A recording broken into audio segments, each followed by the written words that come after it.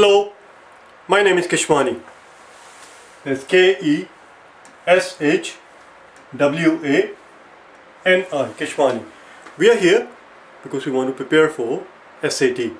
We have been solving SAT grammar questions out of this book here, the official SAT study guide. If you do not own this book already, purchase one immediately. You're going to need it. The problems that we are about to solve are the ones that you will find on page number 657. Please turn to it. Page 657, and today is our lesson number 22. Let's see what we can do. These are series of 11 questions on a scale of difficulty of 1 through 11. The first 4 questions that appear on page number 656 are the ones that we did yesterday. Those were the easy questions. Today we'll do the first column here. Those are medium questions, and then the second column on the right hand side, those are hard questions. Let's get going. Number 5. Number 5 is a medium question. It's a 5 on a scale of 1 through 11. The American journalist Harriet, the first woman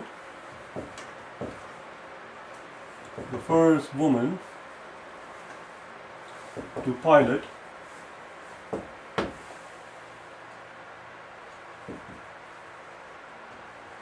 across the English Channel, doing it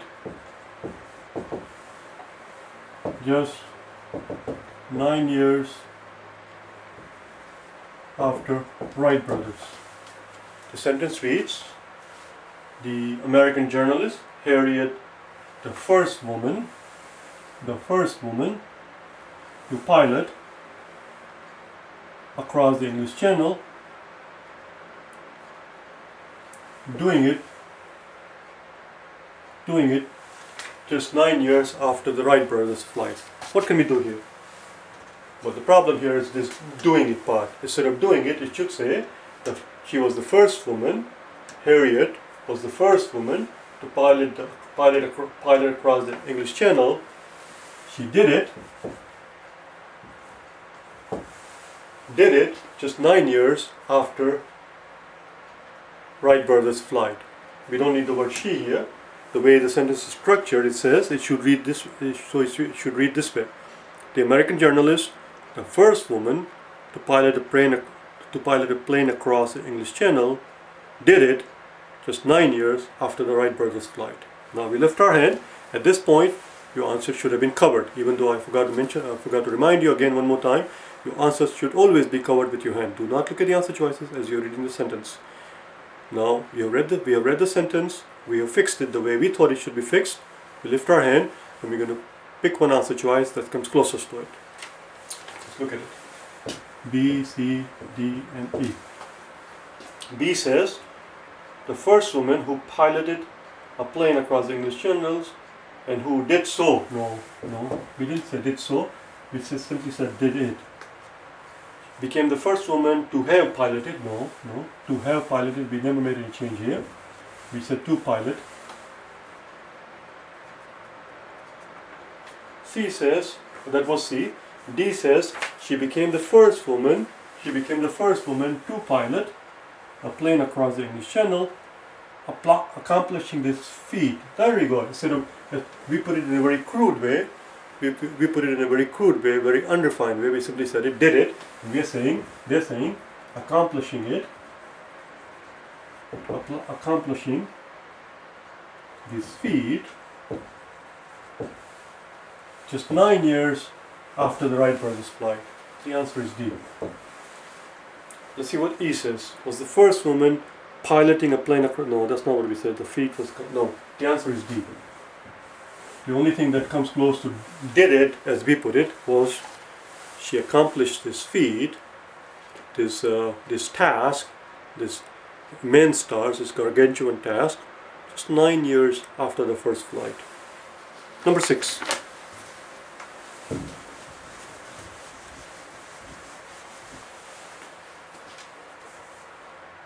Naomi and Charles will represent the high school in debating contest. Now, Naomi and Charles will represent the high school in the debating contest. Now, had this been the end of the sentence, as we can see, there is nothing wrong with this sentence, which tells us that this is not the problem area. Even though they start underlining it from the word contest, that's not the problem area. The problem area is going to begin after the comma. Their work in this having been excellent this year. Their work having been excellent this year. As you can see, it's a very awkward way of what we are trying to say, which is that they will represent their high school in the debating contest. Why? Why? Because what? Why are they chosen? Why will they represent their high school in the debating contest? Because they have done an excellent work, an excellent job this year. There we go. So we replace all of this part with this part right here. Why? Because they have done an excellent job this year. Let's see what the answer choices say now. We're not looking at the answer choices when we're fixing the sentence. The sentence is fixed as far as we know, as far as we could do it, the best that we could do to fix the sentence, we have done so. Now all we have to do is lift our hand, look at the answer choices, and pick one answer choice that comes closest to it. That's it. Don't make a fuss about it. Just pick the one that comes closest to it. B says, they have done excellent work this year. Excellent work this year in this. This year in this. What the hell? They have done excellent work this year in this. I don't know what they mean by that. That's not it. C says, for this year they have done excellent work in this. What the hell? What is this in this part business? I don't know. Okay, D says, for their work as public speakers has been excellent this year. There you go. Instead of because, they use the word for, which is the same thing. For, they have done excellent job this year. I forgot to mention excellent job in what? Obviously excellent job in public speaking, which is why they're going to represent the school in the debating contest. So D says they will represent the school. D says Naomi and Charles will represent the school in the debating contest. Why? Because their work as public speakers has been excellent this year. They have done an excellent job this year. There you go. The answer is D. They have done an excellent job this year as public speakers is what I should have said, as public speakers. E says their work as public speakers having been excellent. That's not what we said. The answer is D. The one that comes closest to what we have on the blackboard is D. As you can see there, what you put down with your pencil, I want you to literally write it down on the top of the sentence as you fix it. But what you put down on the piece of paper on the exam sheet does not necessarily have to be exactly the same thing as what you will find in the right answer. As a matter of fact, it will rarely be that case. But that is not the point. The point is not that we are trying to come up with the exact right words, exact same words that we expect to find in the right answer. That's not the point. The point is that having written something, now our thinking is clear and it makes it that much easier to identify the right answer instead of having to analyze all 5 of them. Do you understand? We can go much faster. Next one.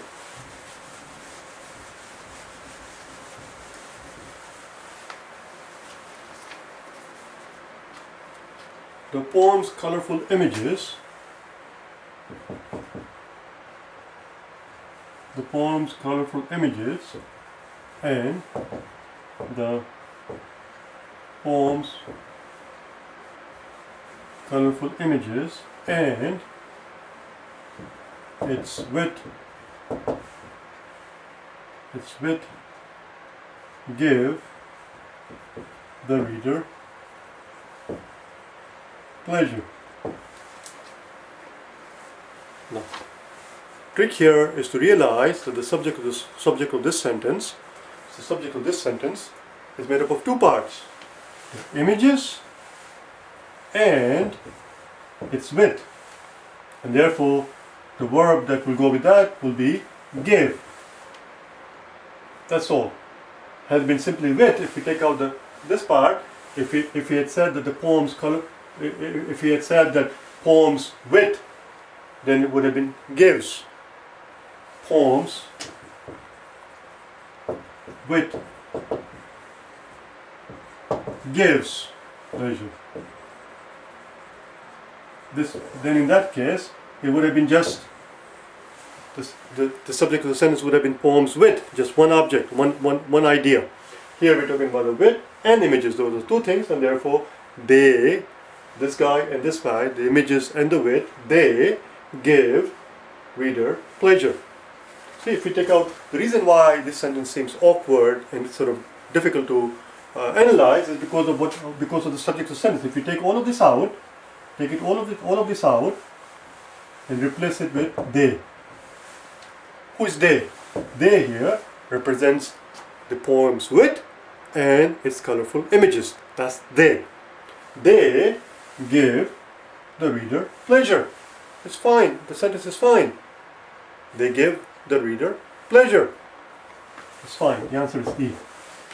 There is nothing that we need to do here, or not E rather. The answer is A. There's nothing we need to do here. The sentence is fine the way it is. No changes need to be made. Number 8. They give the reader pleasure. Why not? Number 8. Being as she is a gifted storyteller, and all of that is underlined. Linda Gross is an expert at describing places and people. She is an expert at describing places and people. Why? Because she is a gifted storyteller. This being as she is nonsense. It's nonsensical. We don't need any of that. A storyteller, a gifted storyteller, that is, a gifted storyteller, Linda Grossman, is an expert at describing people and places. Now, we could put Linda Gross after. We could start out a sentence by saying a gifted storyteller. Linda Gross is an expert at describing people or places. Or, if you like, we could actually put her name first. Linda Gross, and then comma. Linda Gross, a gifted storyteller, is an expert at describing people in place. Either one is fine. Either one is perfectly fine. If you prefer one view versus the other, that's just a matter of exactly what we just said. It's just a matter of preference. But as far as the grammar is concerned, we can put her name either in the beginning of the sentence or after a gifted storyteller. It doesn't change. Let's lift our hand now, see what we can do. But we couldn't put her name. I just realized we do not have a choice of putting her name after the... I just realized that we don't have the luxury of switching her name over here because it is not underlined. The name is not underlined, so it will have to remain like this. So we are looking for something that starts out like this. A gifted storyteller, Linda Gross, is an expert at describing people and places. Let's see what we can do. B, C, D, and E. In being a gifted storyteller, no. C says a gifted storyteller. There you go. There you go. And D says something else and telling story giftedly. That's nonsense. The answer is C.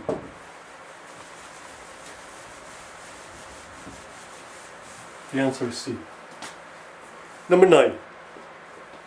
Although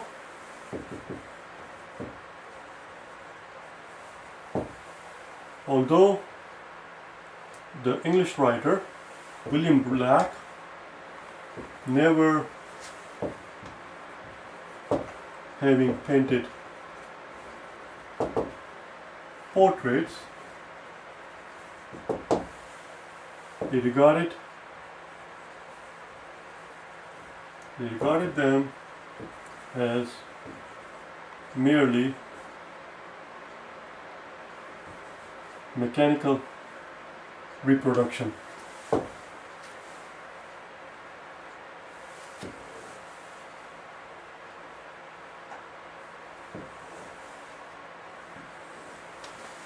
Up until here is the underlined portion. So the sentence read, I'm going to read it here. It says, although William Black never painted portrait, and then they go on to explain to us why. Why did he never paint a portrait? Why? Because he regarded them, apparently, in his opinion, that work was not, in his opinion, a work of art.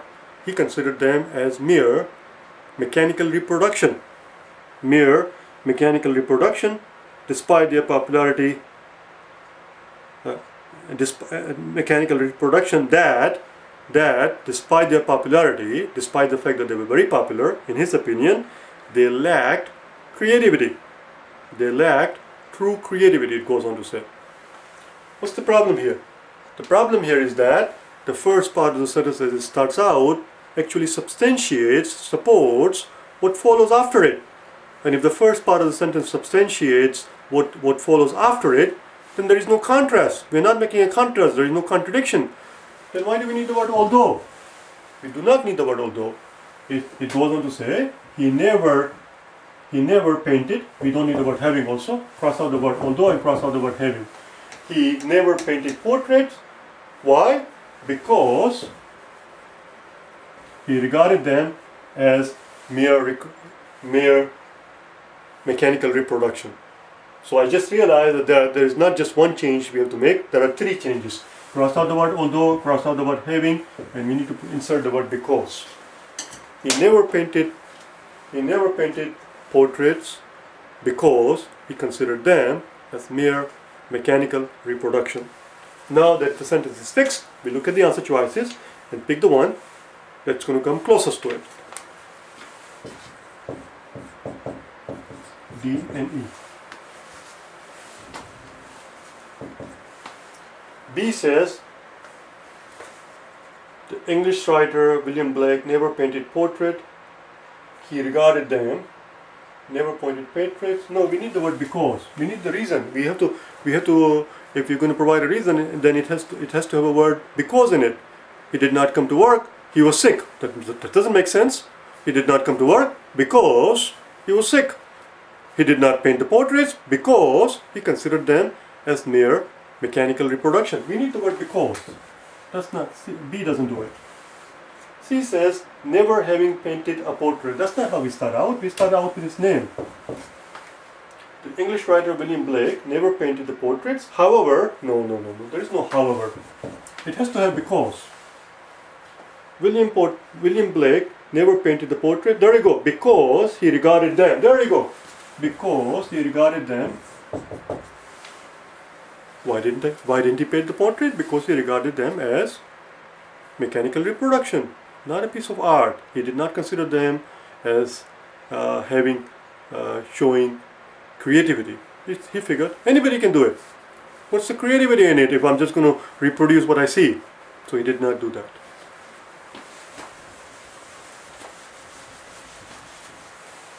Number 10, the penultimate one.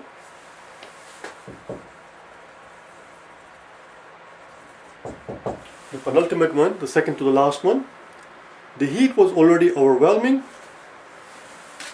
The heat was already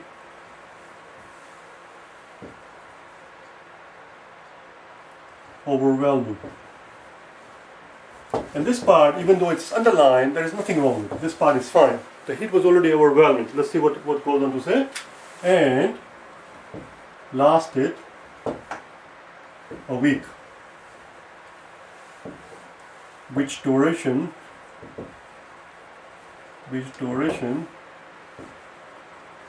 made it seem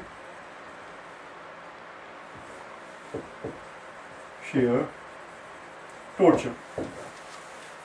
Sheer torture. As you can see, it's very awkward. This part is fine. The heat was already overwhelming. The heat was already overwhelming. And let's fix this part now. This part is what we have to work on. And lasted a week. Which duration made it seem? Let's work on this part. The heat was already overwhelming. Do not look at the answer choices. Do not look at the answer choices. Just understand the idea what they're trying to say here and express it the best you can in your own words. The heat was already overwhelming, and the fact that it lasted, and the fact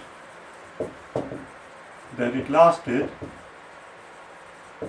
a whole week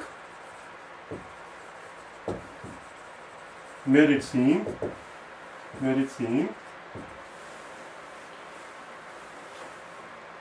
sheer torture. That's it. That's how we're going to fix it. And the fact that it lasted a whole week made it seem sheer torture. Now let's look at the answer choices. We're going to find the one that comes closest to it. B says it was overwhelming and because of lasting a week. That's not what we said. We said, and the fact that it lasted a whole week. Because of lasting a whole week, it made it seem no. C says it was overwhelming and lasting the duration of a week. No, that's not it. D says it was overwhelming and it's lasting a week. Made it seem. There you go. And it's lasting a week. We said, and the fact that it lasted. And the fact that it lasted. And what they're saying is that and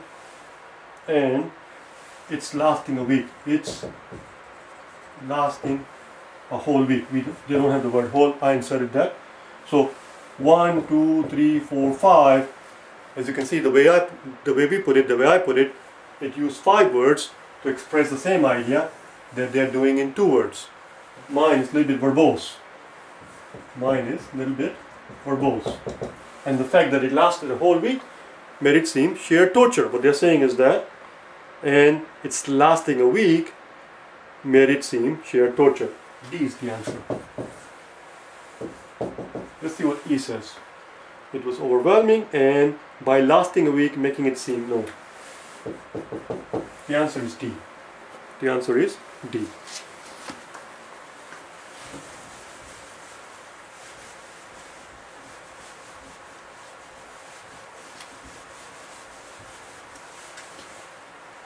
Let's learn these 2 words. Verbose. I know you know the meaning, but it doesn't hurt to actually reinforce it. Verbose was the word that we covered in our vocabulary lesson on day number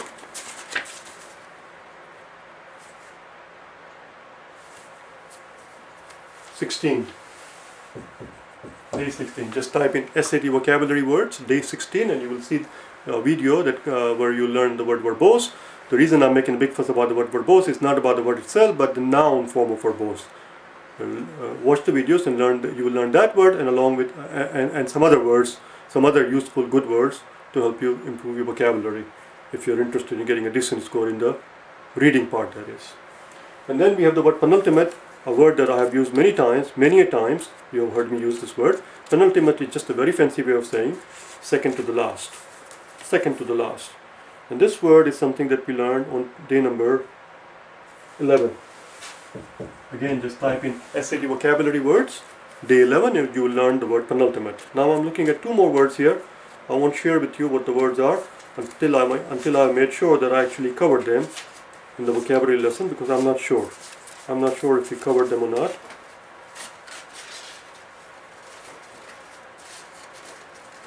I have not. This is a shame. Just give me 1 second here.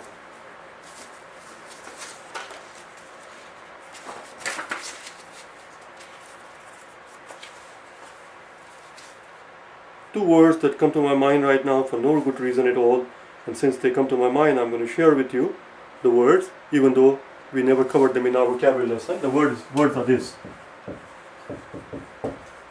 It seemed the fact that it lasted a week made it seem sheer torture. Torture is the noun. What's the adjective of torture? Torturous. And of course you know the word. Torturous is a very simple word. What I want you to do is learn this word. Not torturous, but take out the R. Take out the R, and now the word becomes tortuous. When I finish making this video, I'm going to make a note to myself to cover these 2 words in the future vocabulary lessons. Tortuous. Look up in the dictionary and learn it. A tortuous means something that is meandering, something that is winding, something that is not straightforward. something does not go straight, something that winds a lot, something that meanders a lot, is called a tortuous path. But it doesn't have to be actual path, it can also be used figuratively, as in a tortuous argument. A tortuous argument is a very winding, very convoluted, very mangled argument. Do you understand? Anyway, let's do the last one, number 11. I hope I remember. I'm going to make a note because that's a good word to know for the SAT. Tortuous. A tortuous argument, a tortuous path is a path that is not straightforward. The reason the first novels are so often their writer's best work, the reason the first novels, the first what? The first novels, plural, are, they're going to say are, so often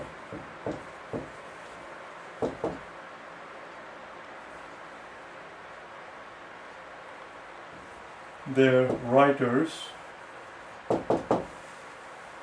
best work is that it draws upon something. You can see it draws upon something. What draws upon something? What are we talking about? What is this pronoun it refers to? This pronoun it refers to the first novels. It refers to the first novels. Novels, plural, not novel. The first novels, take out everything in between. The first novel, take out everything in between, and now it reads, the first novel draws upon, not draws upon. It's not it, they draw upon. The first novel, since we are referring to first novel here, the pronoun should be plural. They draw upon whatever it says here, all experiences of the childhood. They draw upon something. This it needs to be changed to they, and then it should be draw, not draws. Let's go through the answer choices now. B, C, D, E. Is that these first efforts, well there you go, these first efforts is what they mean by they. They was what they're calling these first efforts. These first efforts being the first novels. Draw upon, you see, without the S, draw upon. The answer is B. C says is because of these first efforts drawing from. No, that's very awkward. And D says is because of them drawing upon. No. Is there no. The answer is B. And this is how the sentence reads. I'm going to read it two ways. I'm going to read the sentence the way we wrote it and the way they express it. What we said was this. The first novels are so often their writer's best work. The reason the first novels are so often their writer's best work is that they draw upon all the experiences of the childhood. They draw upon. Now what they say is this. The reason first novels are so often their writer's best work is that these first efforts draw upon.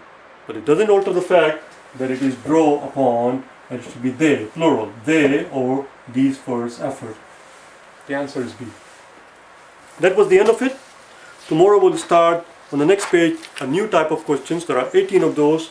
They go into easy, medium and hard as always. There are 18 of them, which means the first 6 are going to be easy, which means all the questions that we see on page number 658 on the next page are going to be easy. On the following page, page 659, we'll begin to encounter medium and the hard questions. But we'll deal with them tomorrow. Okay? I'll see you then. Bye now.